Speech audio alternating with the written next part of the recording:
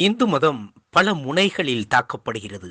இந்து என்ற வார்த்தை பிறர் தந்தது என்று ஆரம்பமானது. பல தாக்குதலால் எப்போதும் தாக்கப்பட்டது, தாக்கப்படுகிறது, தாக்கப்படும். நாத்திக வேடத்தில் எதிர்க்கப்பட்ட இந்து மதம் இன்று ஆன்மீக வேடம் தரித்தவர்களாலும் எதிர்க்கப்படுகிறது. ஆன்மீக சொற்பொழிவாளர் என்று அழைக்கப்படும் சுகி சிவம் சொல்வேந்தர் என்று அழைக்கப்படுவார். அவரே தன்னை இடத்திற்கு தகுந்தாற்போல் பேசுபவர் என்று கூறி தன்னை அறிமுகப்படுத்தியுள்ளார். ஐயா சுகிசிவம் அவர்கள் இடத்திற்கு தகுந்தாற்போல் பேசுபவர் என்றால் தமிழ்நாட்டை நாத்திகம் ஆட்சி செய்கிறது என்ற இடத்திற்கு தகுந்தாற் போல, திராவிடத்திற்கு தகுந்தாற் போல பேச வேண்டும் என்பதற்கு முனைப்பாக முருகனையும் சுப்பிரமணியனையும் வேறுபடுத்தினார். இப்போது பழனிமலையில் முருகனே இல்லை என்று சொல்லிவிட்டார். பக்தர்கள் அனைவரும் அமைதியாக இருக்கிறார்கள். கருத்தியலாக எதிர்கொள்ள வேண்டாமா?